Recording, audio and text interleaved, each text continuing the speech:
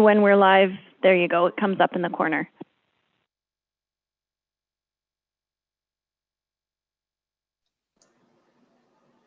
Yeah, we can see that. It says we're streaming live on YouTube. Yeah. All right, good. I didn't realize that we'd have such celebrity as a result of doing this, but there you go.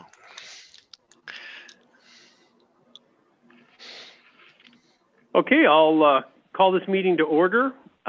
Please be advised that today's meeting is available for the public to attend virtually and is being streamed and recorded.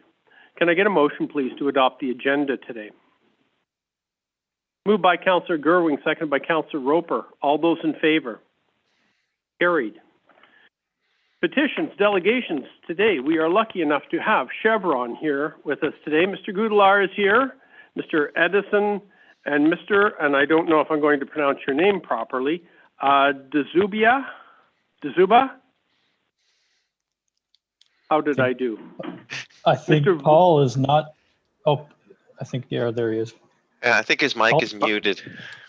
Okay, Mr. Vorland, Mr. Howard, Mr. LaFrance. So I will do the introductions here today. We have with us here in Council Chambers, Councillor Gerwing. We have Councillor Penny. My name is Gary Foster. I'm the Mayor of the Northern Rockies, and attending virtually for Council is Councillor Roper and Councillor Andrews, and our staff, Mr. Barry, our CAO, and our Administrative Officer, Mrs. McIver, Mrs. Hanson.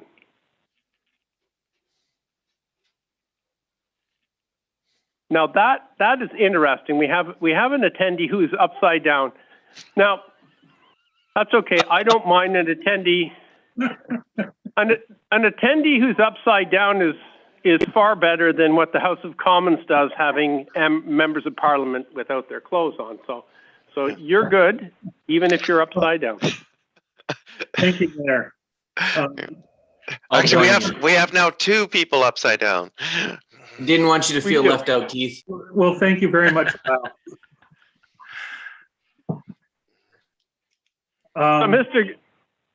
Mr. Goudelaar, do you want to start this presentation then? I certainly do. Are you guys teeing it up? I'm not sure who's driving the presentation here. Yeah, hi, this is Keith. I'm upside down. Kyle, it looks like you were able to write yourself, but I haven't been. But thank you very much. Just wanted to start off by thanking the Mayor and Council for taking the time to meet with us today. I was talking with the Mayor, I think a couple of weeks ago, regarding Chevron's decision to refrain from funding any further activities on the Kitimat LNG project that adds value.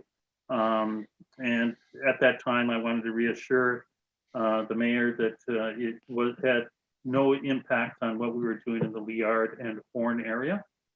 And during that conversation, I asked the Mayor if he would like to have an update on the work that we were able to complete the winter of 2021. I understand, in October, we were before the Mayor and Council as well, explaining what work we planned on doing. So we just wanted to update you and follow up to let you know what kind of work we were able to complete, as well as a little bit of forward-looking what we plan on doing during the summer. So with that, Peter, are you able to cue it up, or Stephen? I have the slide deck here, but I'm not quite sure how to do that on Zoom. I certainly can do that, though. Hang on a second. I've got the debrief right here. It's right at the bottom, Peter. Yeah. Yeah. You got it.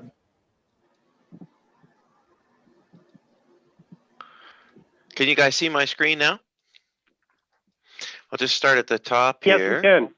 Okay, brilliant. Okay, Mayor Foster and Council, again, thanks again for meeting us. And I'm terribly sorry we can't meet in person. And but I'm sure that's a broken record for all of us. We were fortunate to be able to meet twice over the last year, and of course, I ran into a few times in town, which is always great to help in communication. So this is a short presentation about our activities over this last year, and a bit of a forecast of what we plan to be doing in coming years here. So there's a lovely picture of a caribou that was on one of our sites, and actually we continue to see lots of wildlife throughout the year, right up until our last week, where we pulled out that we had quite a lot of wildlife around.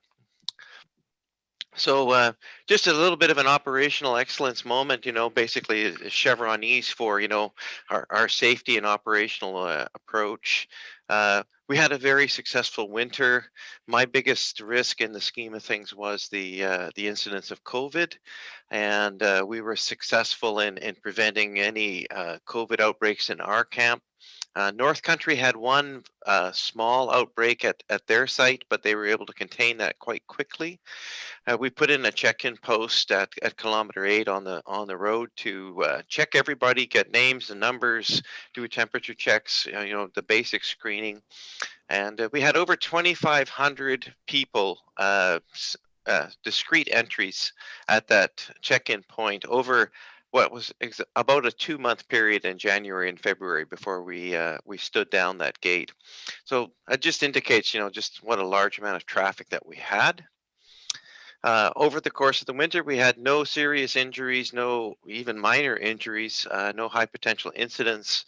That one photo there, I think, was about as bad as it got for us. Is we had one truck loaded with waste material going back to Fort Nelson that was ran off the road just before a bridge, and we were able to set that truck back up, and off he went. And as you'll see later, we actually moved a very large amount of material up and down the roads, Highway 77, right down to Fort Nelson to the secure waste site. And the fact that all of that trucking was done without incident is something that we take a bit of pride with. Oh, just a photo or a map here of the area coming up from Highway 77 at about kilometer 92. This is the old Beaver Winter Road. The first 8 kilometers is high grade road, and then the rest is ice road that we put in. And then, of course, the infamous ice bridge that was installed by North Country. And then we had 2 sites over on the west side of the river. North Country, of course, had an abundance of sites, particularly here around this little location known as Beaver River here. A lot of their stuff was in this neighborhood here. Go to the next slide. Was there a question? No. Okay. Councillors, do you have any questions? Hearing none, I would just say that you should be proud of that safety record, and the fact that there was no COVID-19 cases in your camp.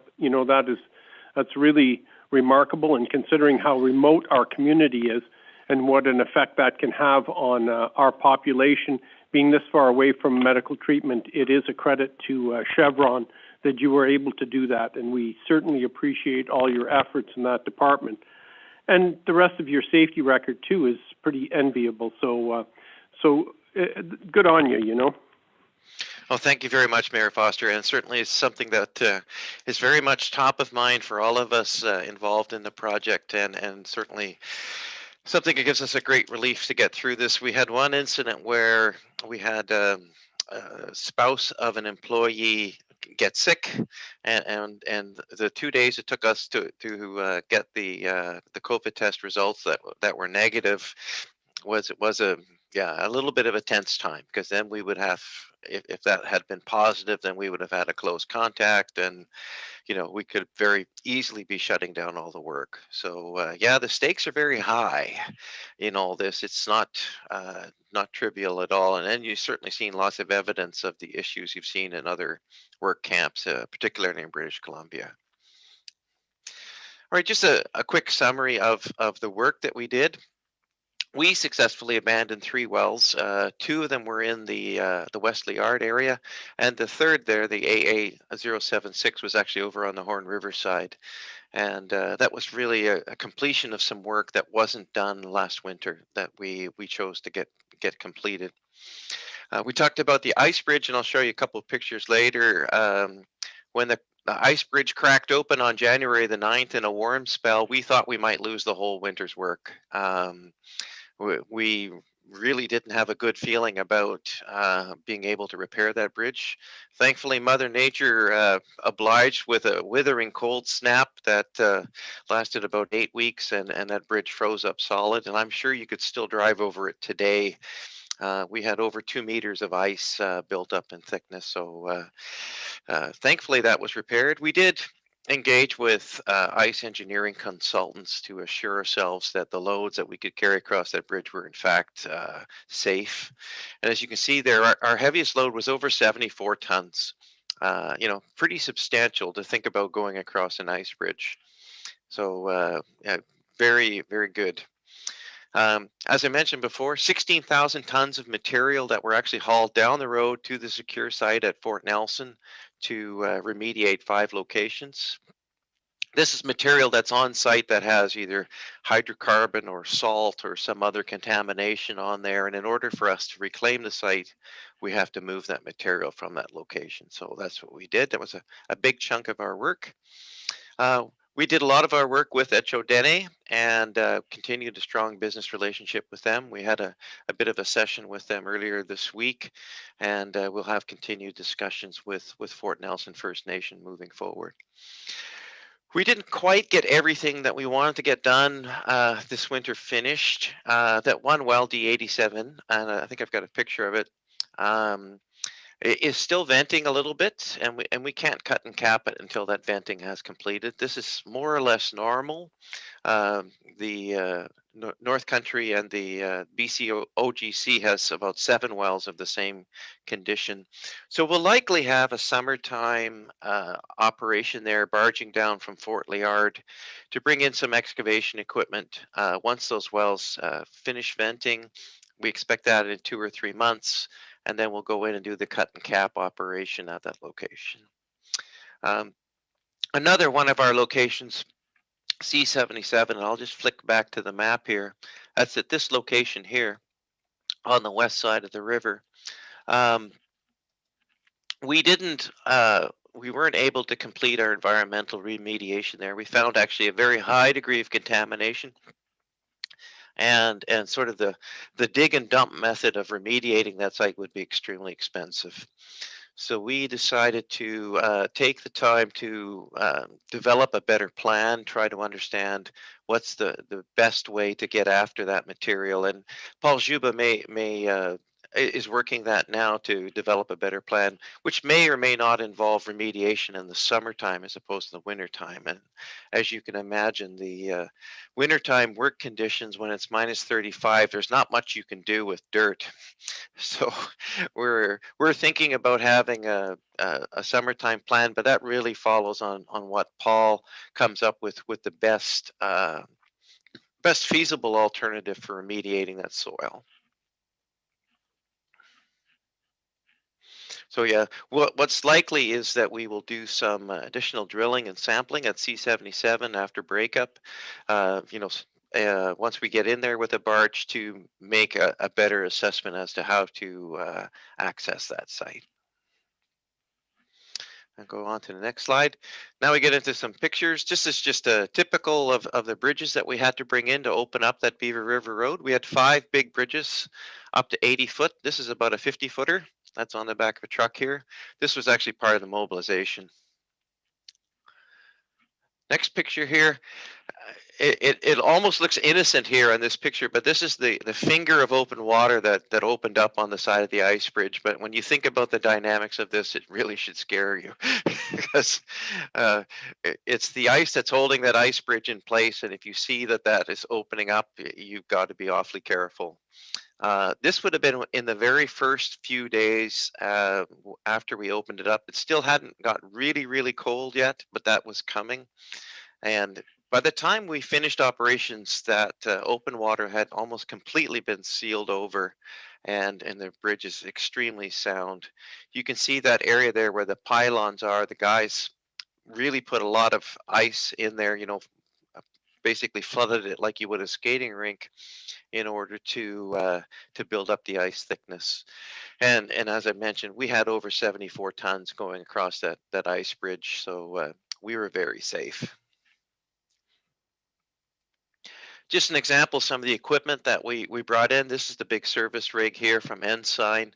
That was our biggest job at the D87E well that was over on the west side of the river. And just another picture there of that service rig over at D87E. They were there for a little over a week on that location. This was another one of the wells that we abandoned, and here they're actually doing the final act of cutting and capping the well. This is the one that's on the east side of the river, near where we had our one of our larger camps.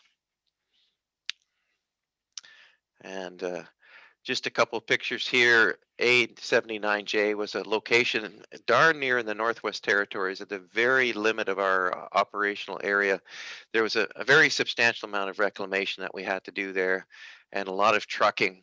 It's just a picture of us closing off the road once the trucking was done. There's another view there.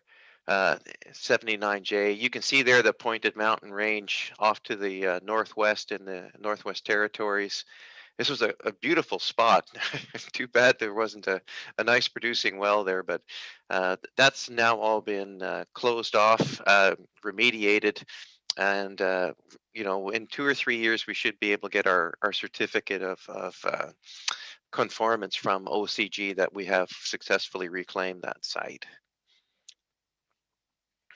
Any questions on last year's work or some of the photos that I have shown? Can you tell us what the nature is of the contamination on that site that you were talking about? It's at C77. It's light hydrocarbons that are the issue. And if Paul's on the line, maybe he can give you a little bit more elaboration of that. What it became to us very quickly was for us to do sort of the dig and dump method of basically digging out that site.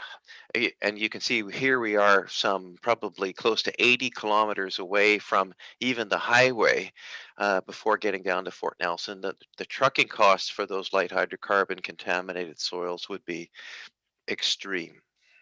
So yeah, it just wasn't economical with the method that we have. Any further comments, Paul? Yeah, the nature of the contamination that was identified there, ultralight and aromatic hydrocarbons, so primarily benzene and toluene. And what it likely stems from is improperly handled drilling waste when the well was originally being completed prior to Chevron's ownership. Okay, Yeah. Thank you. Yeah. Any other questions, councillors? No, go ahead. All right. So we don't have a slide on it, but I can talk just a little bit more about our summertime work. So what we intend to do then is hopefully get into D87E, that's this location here, and do the cut and cap operation, as well as do some sampling at C77. The other thing that we'll be doing this summer is an extensive tree planting operation. And again, I'm just going to ask Paul to give us some particulars about that.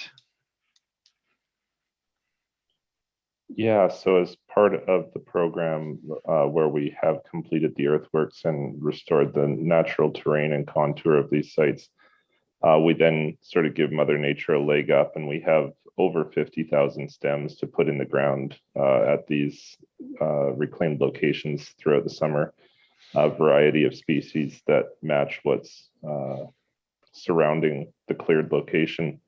And then we'll also be aggressively managing invasive species. What we almost always find is that when given an opportunity, like freshly tilled earth, the weeds that we really don't want there, and particularly some of concern, always seem to come out. So we'll be out there aggressively managing those as well. Thanks, Paul.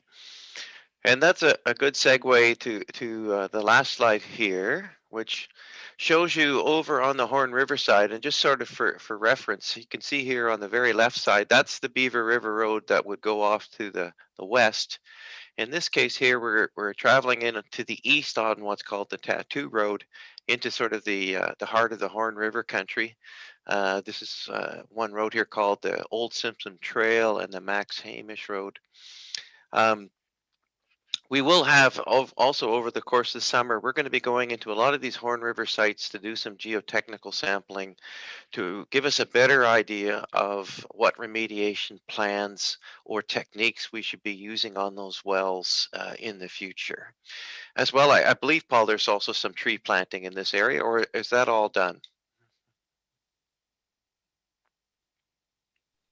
We planted the area in the center of the screen underneath the Tattoo Road label extensively last summer. Those wells were abandoned the season prior. Right. We will be stopping in there to check their health and monitor their growth progress and make sure that they aren't competing with any of those invasive species I mentioned before. Right. So this sampling opportunity there in the Horn River side. One of the things we found, Mayor Foster, was that we did our sampling for our well reclamations basically at the beginning of the winter season, as we were able to get the roads open. We found that we wanted a little bit more time to analyze those results. So now we're going to try to do our sampling as much as we can in the summertime as a helicopter supported activity. And then that gives us a leg up on having the best reclamation plans when we do freeze in the roads. So the team just met just yesterday. We are looking at a number of options here on the Horn River side for abandonments and reclamations. And while we don't have anything finalized yet really to present to yourselves, what we anticipate though is that next year's program will be about of the same scale as last year's. And we'll probably focus on this area here. And like I say, precisely where and how much, we're still working that out now. Anything further I could add to that point, Steve?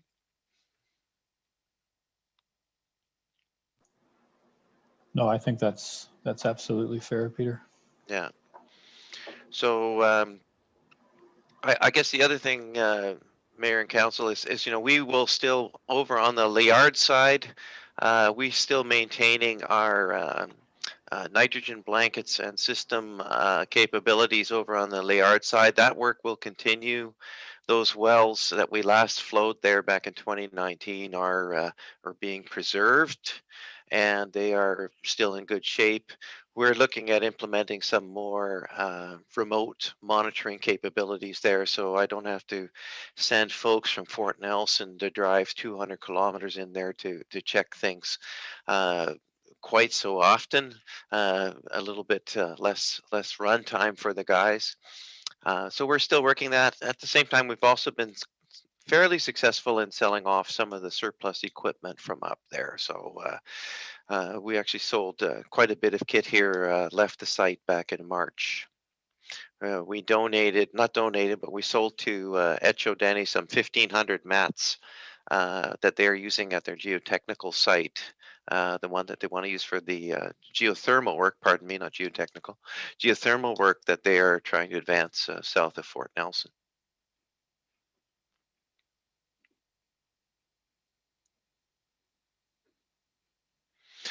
So that's really about it. In summary, what we're going to see for next winter should look like a similar effort to what we have just executed, just in a different place. Well, thank you for that. And we look forward to seeing you in the fall when you had more, you firmed up your plans for the coming winter. Councillor Penny. Wondering if you have any idea how many more years of this type of work you expect to That's a really good question, and the shorter answer is probably a fairly intense period of activity for the next 2 or 3 years, and we're actually working out those long-term plans right now, and I think we'll be able to give you a little bit more insight when we meet with you next time in the fall there, just in terms of the pace and the intensity of this activity. So from local contractors that I've spoken to, they're all very, they speak very highly of Chevron and Chevron's efforts to hire locally, and we appreciate that as well. So we'd like to thank you for that. I also understand that these abandoned well sites are not taking advantage of the BC government's $100 million. Is that correct? That's correct. So yeah, no, Chevron and their partners are financing these reclamations. It's for the financially insolvent that fund exists. So yeah, Chevron wouldn't be able to access those funds. Okay. Are there any other questions? Very well. Hearing none, I will thank you very much for your presentation today. And we look forward to talking to you again in the fall when you can give us an update on your winter program. All right. No, thank you very much, Mayor Foster and Council. We appreciate the opportunity to speak with you. And should any questions come up, of course, you know who my main man is in town. You can always get a hold of Cliff, and Cliff can always get a hold of me if you have any urgent inquiries. Okay. Thank you very much. Thank you, gentlemen. Thank And you. ladies. Thank you.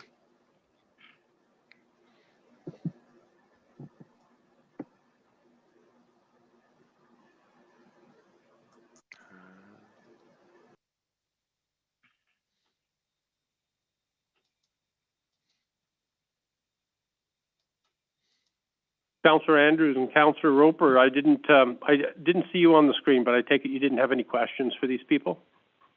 Okay, good. So moving on to new business, BC Hydro LED light conversion. Mr. Barry, do you want to speak to this? Sure, Mayor. Can you hear me okay, Councillor Andrews and Councillor Roper? Yes, sir. Different mic here, as I was breaking up the other night.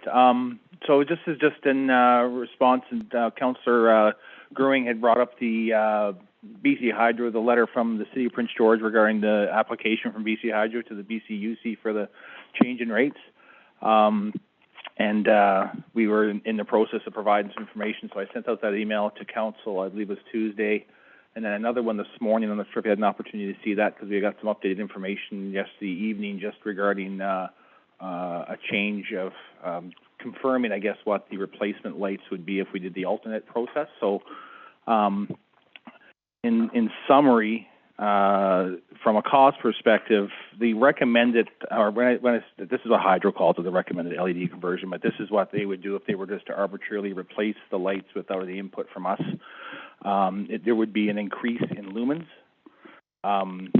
with each particular type of light. So we have 100 watts, 150 watt HPS, and we have 200 watt HPS.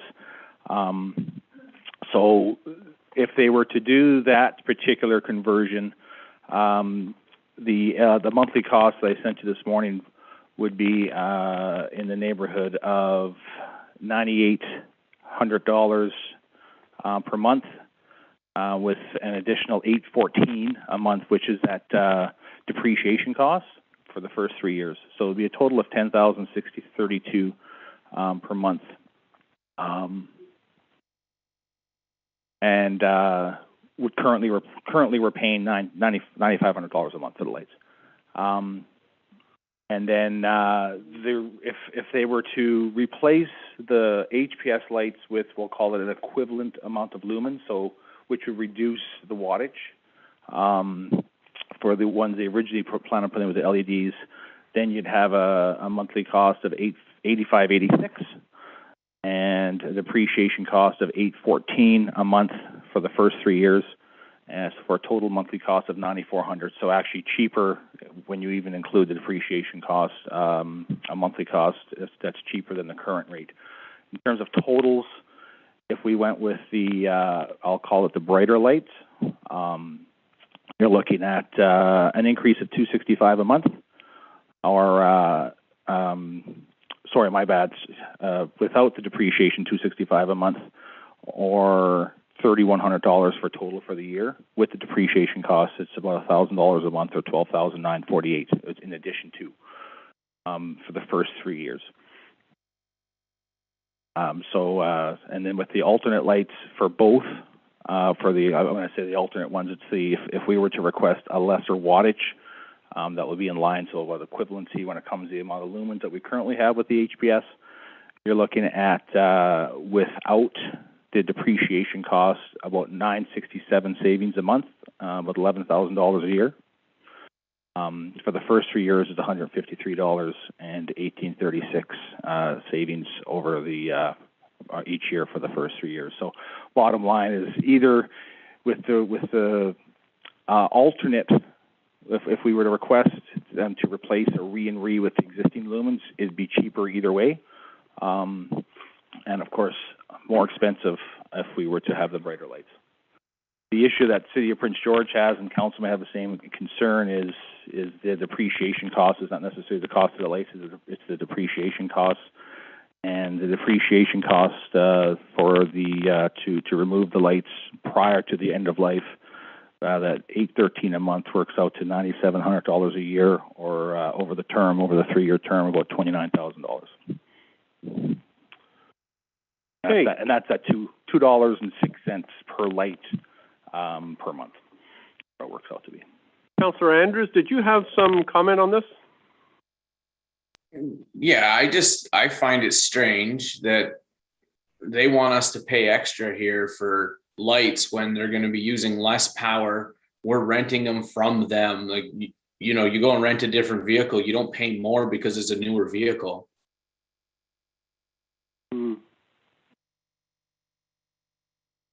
And they're doing this on their own accord. It's not requested by us. So it's just another way that BC Hydro is trying to screw their customers, I think.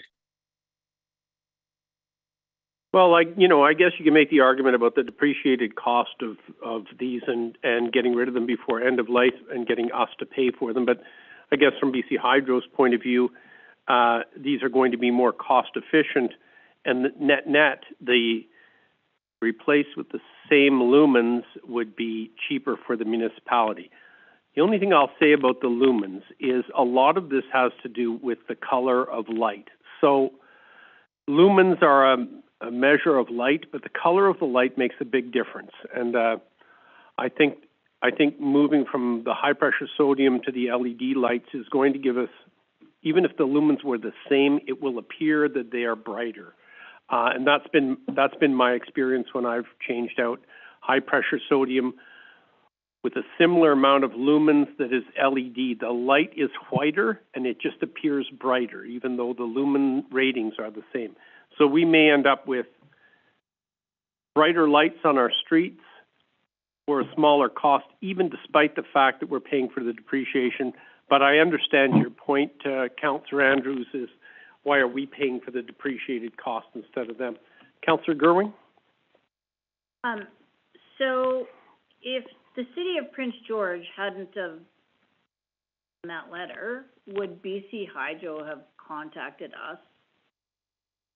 Like, this came to light because of, came to my light because of the letter that was included in the SIP package, but BC Hydro had contacted staff? BC Hydro had contacted Public Works, yes, and they were working through what the options were, and we were getting the information from BC Hydro. Okay. Yeah, so which is what we've been doing. But Okay. they did originally had contacted Public Works, and they were in the process of working out what those options look like. Okay. So, and then I guess my other point on it is, like, we are dark months out of the year, like from 3 or 4 in the afternoon until 9 or 10 the following morning. It's especially evident around the schools. There are not enough poles, like lights, already there. not sure how I feel about that big of an increase, but I think I fully support having a brighter light.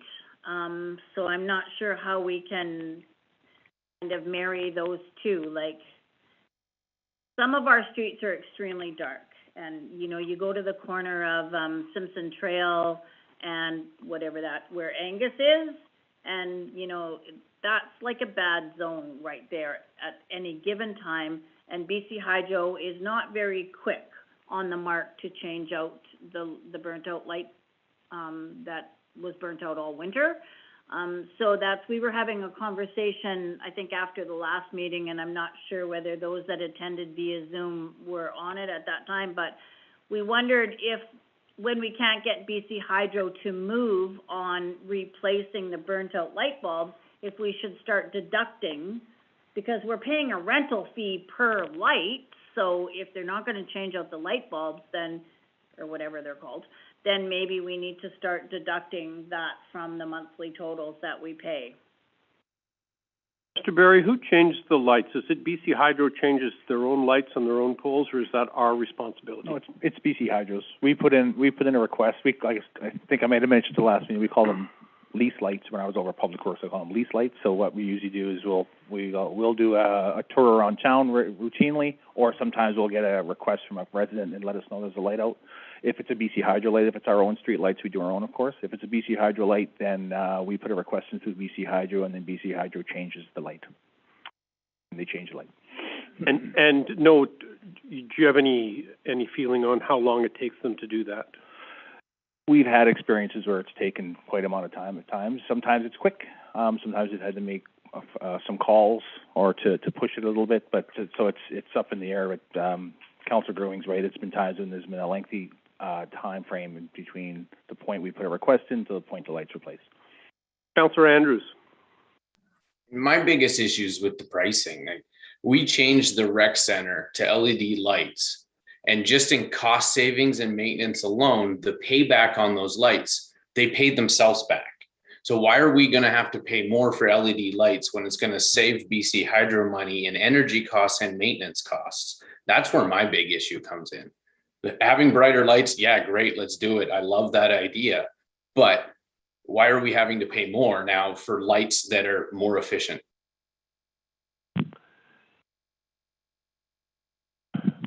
Mr. Barry?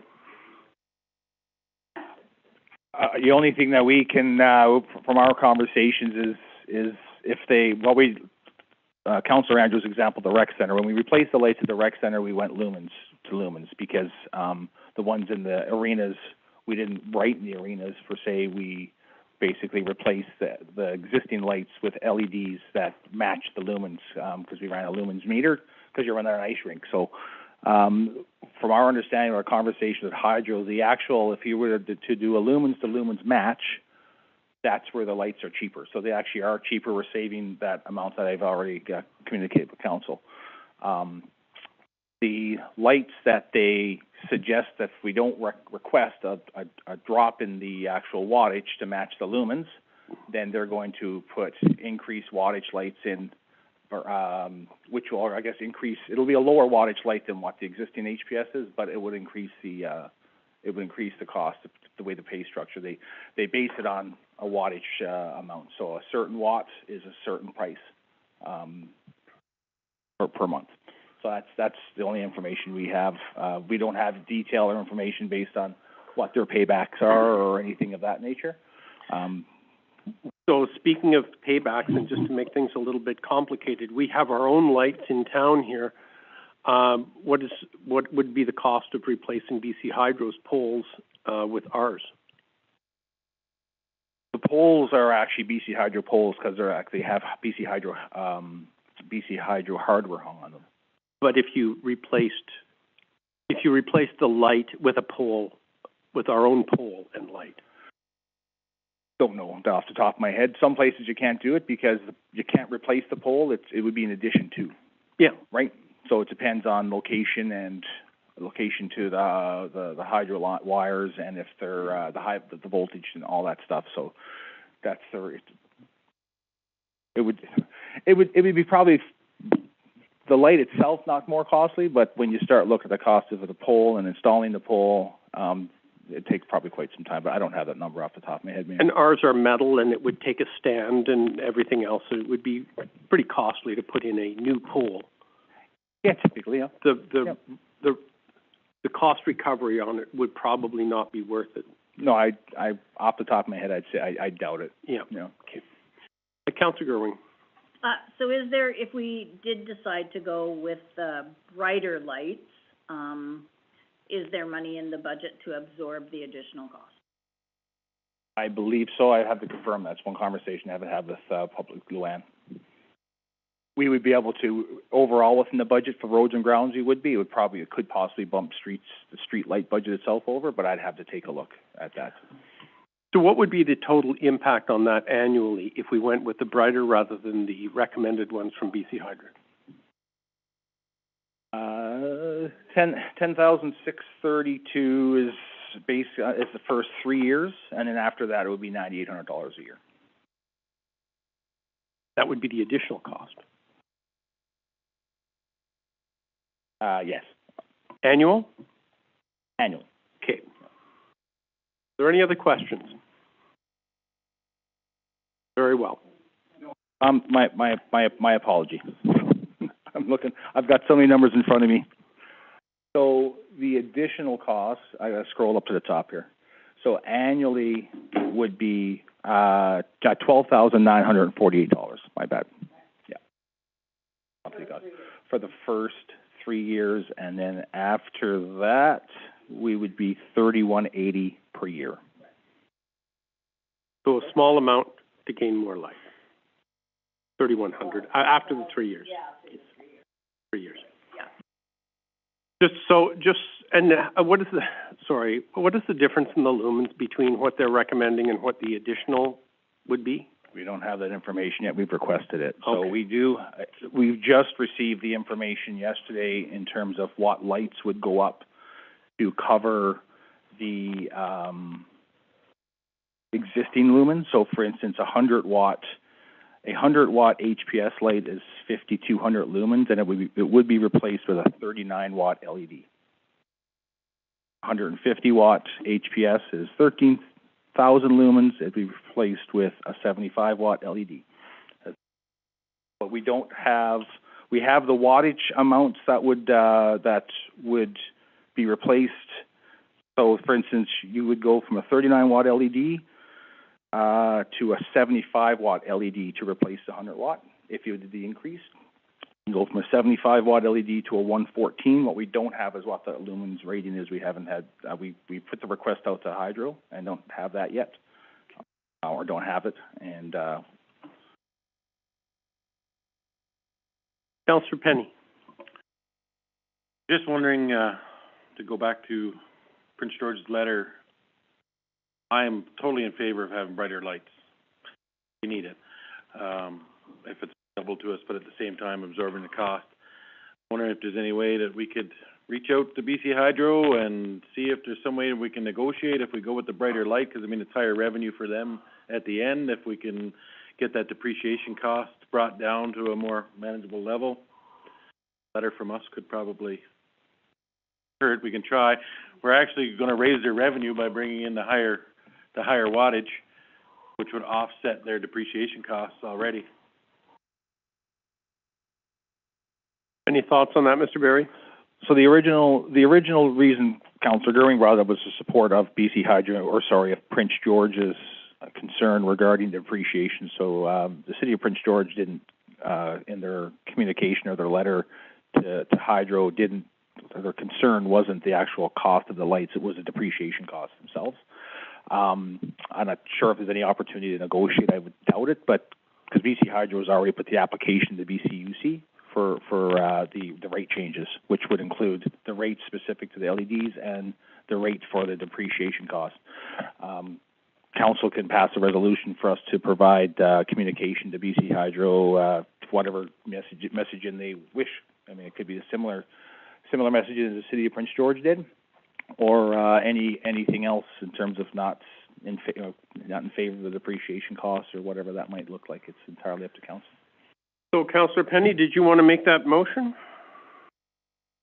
Oh, go ahead, Councillor Gerwing. So if we did decide to write a letter somewhere, should we not, write it to the governing body that is going to approve or disapprove these rate increases? I would think should, Yes. to BCUC, right? Right, so not to Hydro itself, but we want an opportunity to speak to. Well, I guess we would CC it to BC Hydro. Yep, yeah, for sure. Councillor Penny, do you want to make that motion?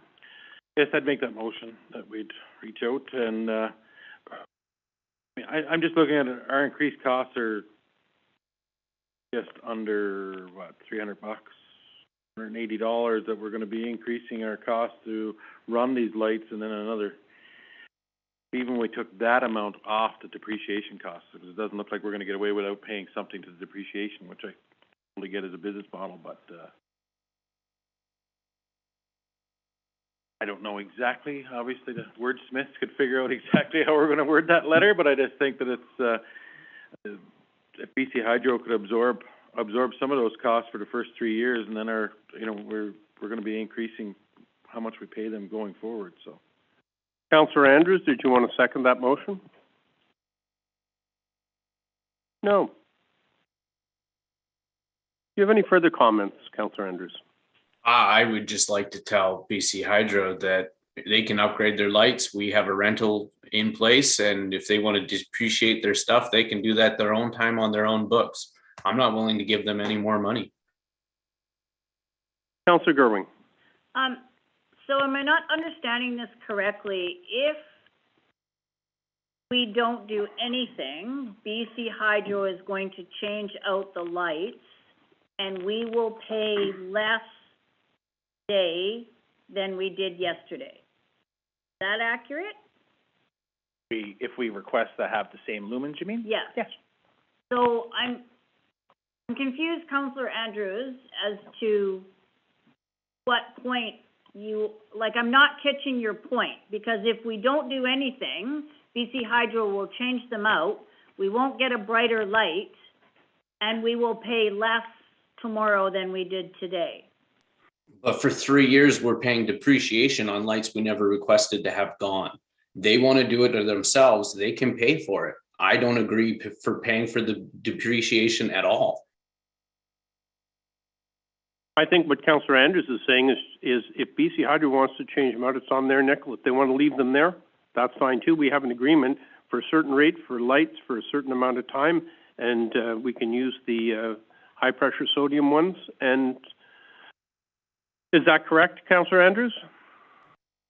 Yeah, I just don't think it should cost us any money for them to change their own products. Councillor Penny. I can only assume, and I guess we would have to go through the contract to see, but I can only assume that BC Hydro has it in the contract that how it would work. I don't think that they just came up with this. So basically, it's a lease late or a rental program. We pay a rate charge, or BC Hydro charges a rate for us to, because BC Hydro doesn't have to have any lights in any of the poles. We request the lights in the poles. So when we added lights up Simpson Trail, we requested additional lights, or we had longer arms, and we did it at on Liard Street and Simpson Trail, and we did additional wattage on both streets from the, I believe at the time, from 150s or maybe even 100s to 200s.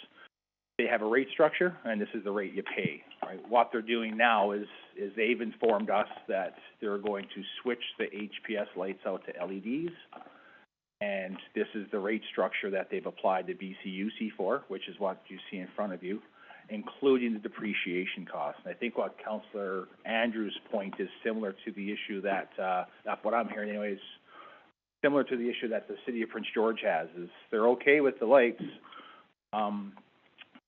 Depreciation costs that the City of Prince George has a concern with that they're paying for. And as Councillor Gerwing said, so when we were notified from BC Hydro and we've had our conversations, when they used the recommend that they were going to, if we didn't ask them to lower the wattage, they would replace with a higher required wattage, I guess, so increase the lumens, which would cost us more. some municipalities, what BC Hydro told us, are opting to request the lower wattage, which is that equivalent lumens, to reduce the actual monthly costs of the, of that BC Hydro was. Councillor Gerwin. Okay, I'm sorry, you guys, I'm just not, maybe because I don't visually have this in front of me, but I'm just not getting it 100%, so I apologize. But even with the depreciation cost, will we, if we go with the lower lumens, we will still be paying less tomorrow than we paid today. Is that not accurate? Yep. So, $153. $153. right, so. A month. So Councillor Andrews, even with the depreciation amount in there, if we don't do anything, Hydro will change out the lights and we will pay less tomorrow. I think we'd had to request the lower wattage. Well, If we do nothing, we pay more. no, if we do nothing, the lights will get changed out at that lower, no. I don't think. I'm confused. I don't think so. It looks like their recommended conversion would be higher. No, but If we ask them to I think by Councillor Gerwin saying if we do nothing, if we don't change the lumens. if we don't change If we remain with the lumens, existing, right. so in terms of a service level, if the brightness of the lights remain the same, if we replace, if Hydro replace HPS lights with LEDs Right. that were of equivalent lumens that we currently have today, we would pay less, Right. even with the depreciation Okay. charge built into it. So then, I don't think we can make the depreciation argument, you guys. Like, I think we would sound uninformed, because how do we make a depreciation argument if we don't have the increase in lumens? We will be paying less. We're only gonna pay more if we increase the wattage, right? So if we do decide to put some sort of a motion forward, let it not be about the depreciation, like, let's think of something else. Because the option is to just keep the light wattage the same, the depreciation is built in there, but we still will be paying less. And my motion just spoke to that if we go with the higher wattage, then we're increasing revenue to BC Hydro indefinitely. And I just feel if that increase in revenue for the first 3 years could help offset the depreciation cost. Right, so that extra $250 a month that we're gonna be paying extra by having a higher wattage, if that could help offset the $814 for the depreciation, they're gonna continue to have increased revenue from the municipality indefinitely if we choose that higher wattage. Okay, I would second that then, given that. I don't know, make that sound. I just say that, propose that the depreciation cost take into account the increased revenue from the, increased revenue of the new fixtures. That's, Okay, so we have a mover, Councillor Penny, and a seconder, Councillor Gerwin. Is there any more discussion on this, Councillor Gerwin? Yeah, so, I mean, council, we haven't even talked about if this is something we want to do, right? So we need to have a vote on whether council is even interested in going with the Greater Lake. Like, some people on council might want to stay with the equivalent lumens, in which case our monthly fees would be less. I'm not sure where council's standing on that issue. Whether to go with the brighter or Yeah. the standard lumens. Yeah. Okay, well, let's do this motion anyway for the letter. We've got a mover and a seconder, so I'm going to call the question. All those in favor of that motion of Mr. Penny, seconded by Councillor Gerwin? All those opposed? Councillor Andrews opposed. Now, Councillor Penny. I guess then, so if we're gonna have a motion, then if we wanna, if we don't get the break from BC Hydro, then we wanna go with the lower lumens, or we still wanna go with the higher lumens, or does it stand that now that we've made this vote, then we want the higher lumens? I think we need to ask the question, which I thought maybe we would ask that before the motion, but where does council stand on increasing the lumens? So I would say I'm in favor of increasing the lumens without a motion or anything, and just like an informal call around the table. I would be in favor of increasing the lumens.